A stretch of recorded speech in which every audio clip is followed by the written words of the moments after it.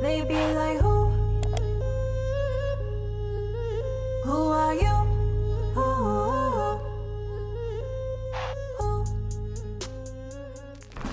Trying to get ready for this video. Just hopped out the shower, so hair is not as put together, but we're gonna work with it. Hey you guys, welcome to the new year. I know this video is coming out late, by the way. I was planning on posting this like a couple days ago, but things delay. So welcome to my reset rituals for the new year for 2022. Now for me, when it comes to New Year's, I'm not the type of person to, you know, like gonna start on New Year's all of my goals. I like to start as soon as possible. I like to start the second I want to do it, but I know that a lot of people like to take New Year's as their advantage to, you know, feel a little more motivated to do so and complete a whole year with whatever goals that they're desiring or whatever they've been lacking of. So I understand that, but for me personally, I already have my goals set, and this is the first time that I'm actually gonna try to plan and keep my yearly reset rituals at a certain pace. What I mean by that is, you know, my Sunday resets about the cleaning, fitness, setting up for the week. So when it comes to setting up for the year, it's gonna be a little difficult. I'm not gonna get into budgeting. I'm not gonna get into like specific things about goals because I'm not as educated. I have yet to learn as well. I'm just showing y'all what I do when it comes to setting up for the year. Let's just get started on this video so I can kind of show you like what I do. If y'all have been watching my Vlogmas, y'all know how stressful that was and how hard it is, how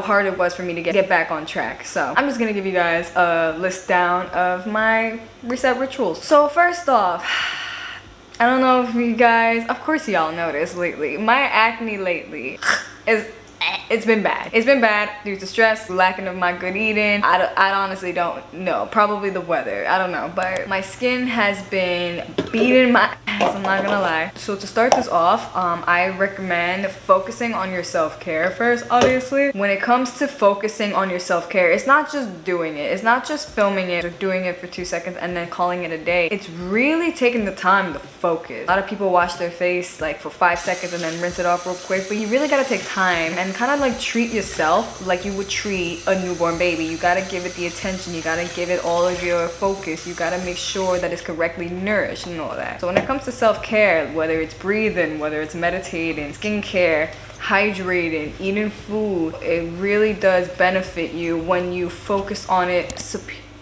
When you really are dedicated to your self-care, that's how, you know, you started off. Because a lot of people, you know, they're really into their self-care, but then a week later, you know, it's like all over the place. But when it comes to starting a routine, you have to take self-care super seriously. I have always popped my pimples. I have always washed my face for like 10 seconds and then rinsed it off because I was always in a rush. Now I take the time to like massage my face every morning. I still have yet to do the gua sha every morning, but it's low-key hard. I do recommend on taking your self-care seriously, always thinking of yourself, always thinking of your mental health, always thinking of your well-being and thinking about your health in general.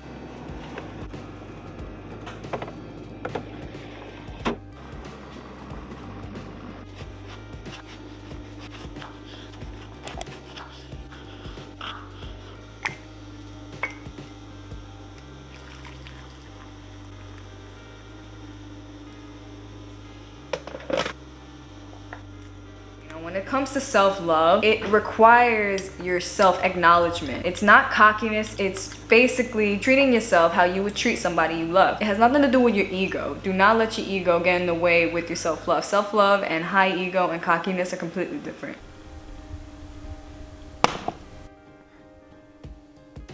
And also, of course, journaling is a huge game changer to me. I don't journal every day, which I am still trying to. That's also another goal that I am planning on. But journaling on a daily basis, I really need to do. It's just been work and filming has been time consuming, and the gym and my sleeping schedule that it's really hard to journal every day. But like I said, my goal, I want to make this a requirement every day. I want to make this like my baby. I want to have journaling be my gold. It really is. This journal, this beautiful journal, is from Inside Then Out. Obviously being linked down below.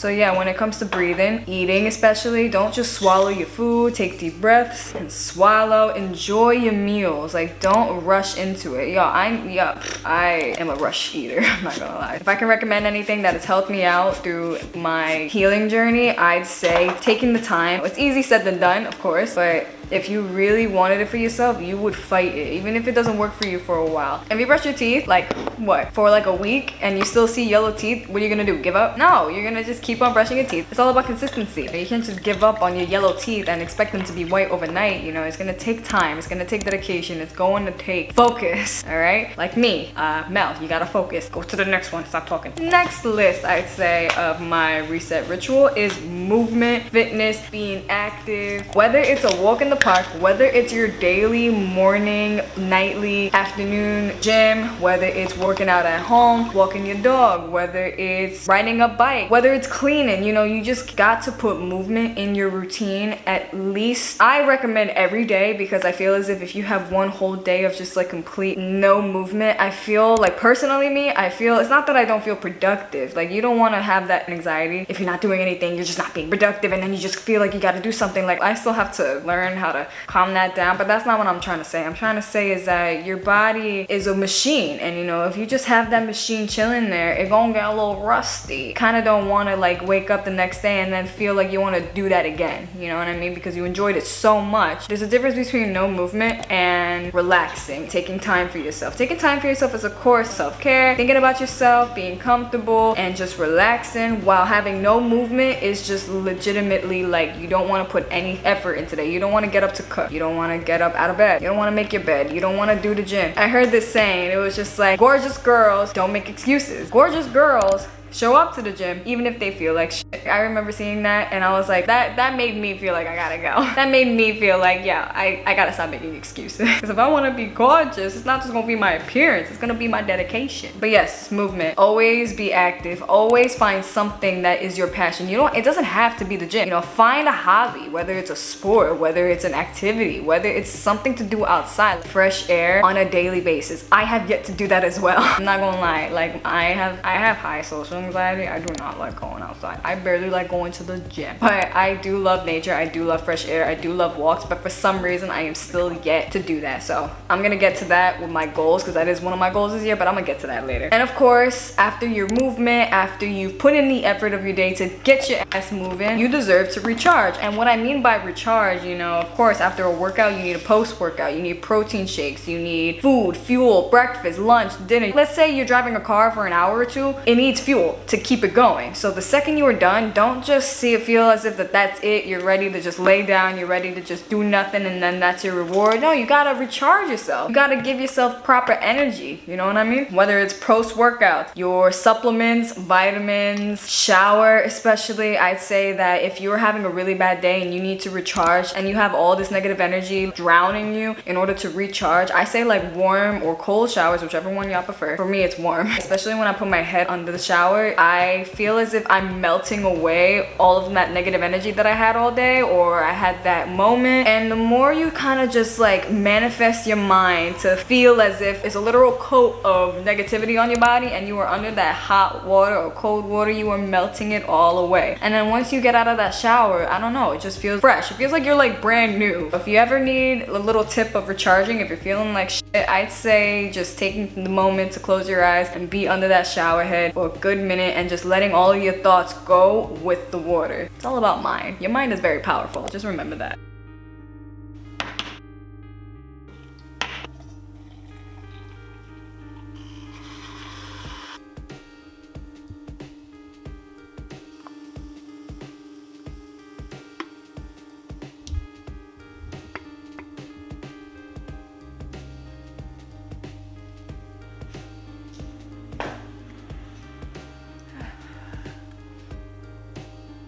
I also recommend a clean space. Now, clean space gives your mind a clean area to think. Clean space keeps you calm. Clean space keeps you at ease with your surroundings, so that, like, let's say you are like living in a dump, or let's say you're living in a place where you just don't pick up, you know, even if you just don't want to, or if you just don't feel like it, you're gonna end up not wanting to pick up the next one. And then if you place something down, you're gonna end up being like, well, I didn't pick that one up, so might as well not pick this one up. Having a clean space, or just taking taking the time to have a whole day or a whole hour or a whole minute of just like cleaning your space and doing it, like let's say with music or with an audiobook or a podcast. Just don't make it feel like a chore to you, because we're not kids anymore. We're adults. You don't want to make yourself feel like your own parent. You just want to discipline yourself to evolving and adapting to adulthood. Like, adulthood sucks, of course, but you gotta clean every day. You gotta buy soaps. You gotta restock everything every day. You gotta clean every day. There's dishes piling. There's laundry. It's not gonna stop. If you're independent, you gotta know that that's something you gotta do. But it don't gotta be stressful, a chore. Sometimes I enjoy cleaning just because right after I'm like, oh, I feel at peace. And then like I don't let it get messy to where I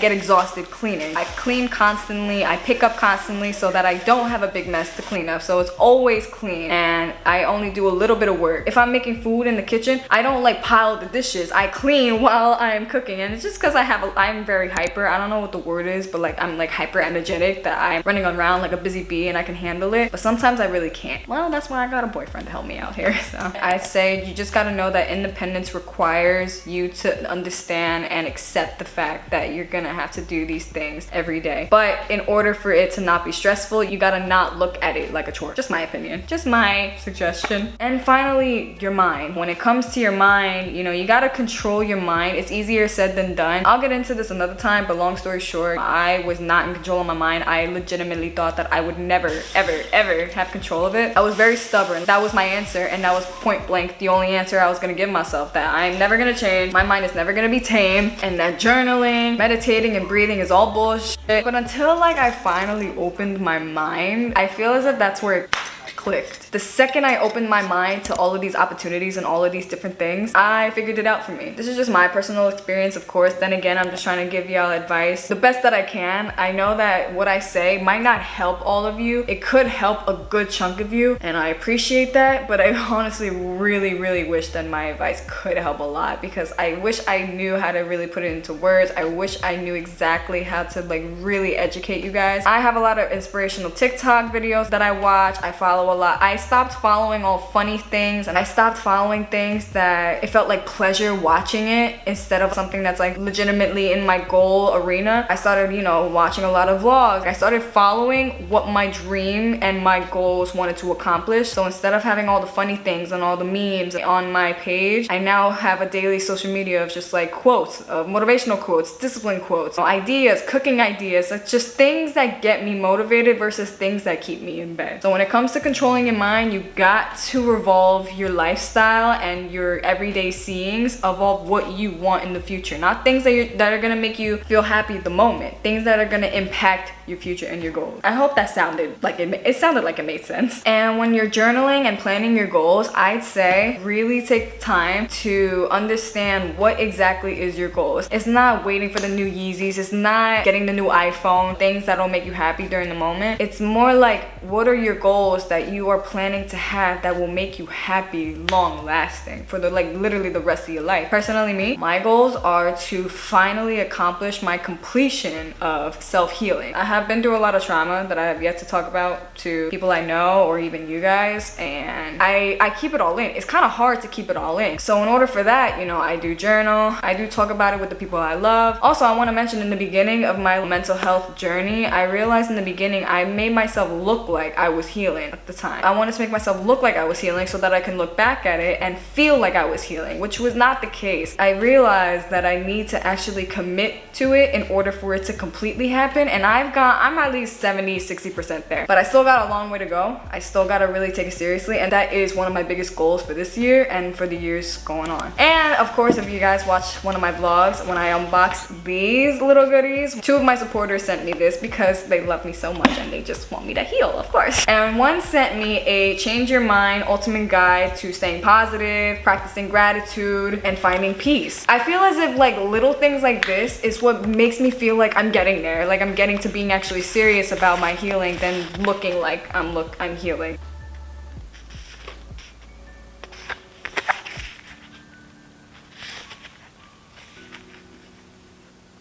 And then I also got these body positivity card decks, which I should have had a while ago. I should have had these a long time ago because I had horrible body image issues. Like I was like, oh my gosh. If I can get into it right now, it would be like an hour-long video. I think I'm pretty solid with my body image. I think I kind of got the gist of it. You know, I've always loved the women supporting women, girls supporting girls. I'd say when it comes to your goals of this year, take the time and take the literal bare minimum to start getting little things like this to just make your way up to like actual healing or to your actual goal. I don't think I'm making sense right now, but what I'm trying to say is that I never read things like this. I always thought it never worked, but I'm gonna try it out this year and I'm really excited about it because it makes me feel like I'm committing more than I usually have before. So I wanted to share with you guys the goals that I just wrote on my The Inside Then Out journal. I put on 3 sections. I have my goals on one side, habits to stop, and habits to start on the other side. I feel like when you organize your goal settings and your persona of what you're trying to do with your life, it's good to keep it organized because then you know where your boundaries for yourself are setting and where they're at and what exactly are you looking for and trying to not do. So come sit on mama's lap. We're gonna start discussing. So like I said earlier, taking my self-care seriously. When it comes to taking my self-care seriously, I want to start like literally doing my gua sha massages every morning. I rarely do that. Have you guys seen how dark my eye circles are? My sleeping is off the charts. It is so bad. I really gotta start taking my sleep seriously as well. So self-care, focusing on my healing, continuing my fitness drive. I've never been consistent with the gym as much as this year and I do see results. I am learning. I am not a professional when I show you guys my workouts. I am not a fitness trainer. I am not nothing. I am just learning on the way I go and I am just teaching you guys what I'm learning. I make mistakes. I learn the wrong things and I've learned from it. I want to continue that fitness journey, but also I want to start doing my martial arts again. If y'all don't know, I have the biggest passion for taekwondo.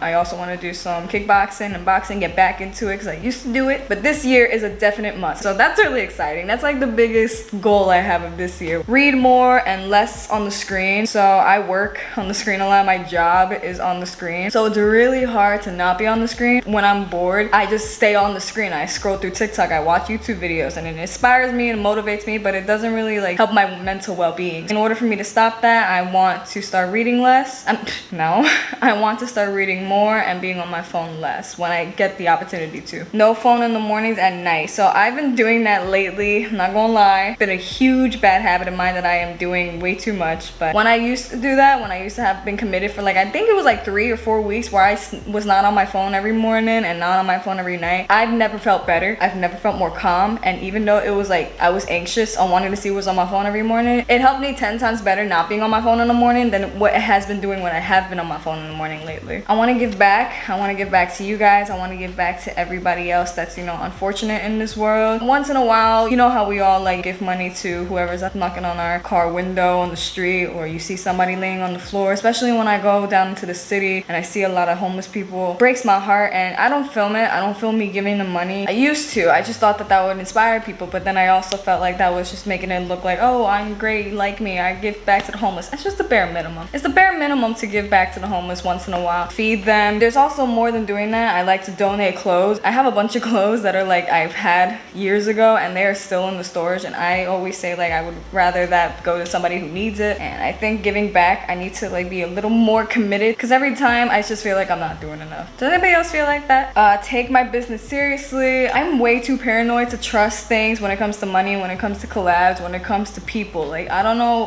who needs to be my manager, but I cannot be the manager because I do not trust nothing. I need somebody that is like more knowledgeable with it, which I might soon. Budget and save. Keep my peace. What I mean by keep my peace is that at whatever circumstance I'm in, no matter how angry I am, how frustrated I am, I want to find my ways, and I want to be the best at keeping my peace. The second you finally find your way of keeping your peace, it's like I'm training myself like Daniel-san. Growing my relationship. So I've been in a long-term relationship. This is the first long-term relationship I've ever had. and it's been what, like a year and a couple months right now. We don't keep track. We just like to keep it going and be like, oh my god, we've been together for this long. You know, we don't really keep track of it, because I feel as if you keep track of how long you've been together with the person, you're only relying on your time limit with them. So like, you can be in a relationship for 10 years and they could be doing something completely horrible, and then you're just like, but we've been together for this amount of time. That's all that matters. It's like, no, if they're being abusive, or if they're being a certain way, or if something is not there, you can't just be like, we've been together for because I feel like a lot of older parents like to do that. They always like to bring up that they've been together for this amount, and they just want to keep it going. It's kind of like wanting a streak instead of a relationship. So I want to grow my relationship. When it comes to individual traumas, we have to work together with that. We have to cooperate with that, and it's been one of the most roughest and most committed relationships. However, that's part of growing. So that's a big goal for me. I want to grow my relationship a lot more. Journal more.